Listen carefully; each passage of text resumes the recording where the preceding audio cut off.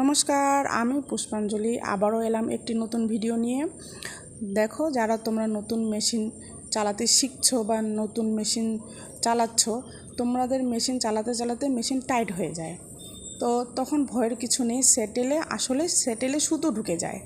তো সেটেল থেকে আমি তোমাদেরকে দেখিয়ে দিচ্ছি, এই যে এরকম সুতো ঢুকে যায়। তো সুতো ঢুকলে কি হয়, টাইট হয়ে যায়।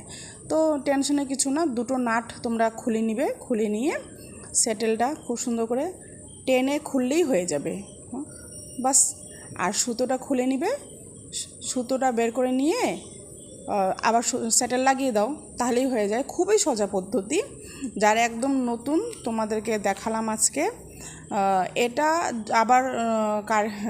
আবার ঠিক করার লোক ডাকলে আবার 200-300 টাকা নিয়ে নিবে, তার থেকে তোমরা নিজেই বাড়িতে করতে পারবে।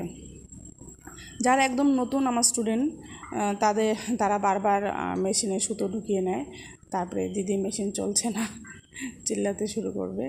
যাই হোক, তো আমি ওদেরকে দেখাই যে বারবার করে যে এরকম সুতো ঢুকে দেয়, অসুবিধা নেই, খুললেই হয়ে যায়। তোমাদের কেমন লাগলো ভিডিও?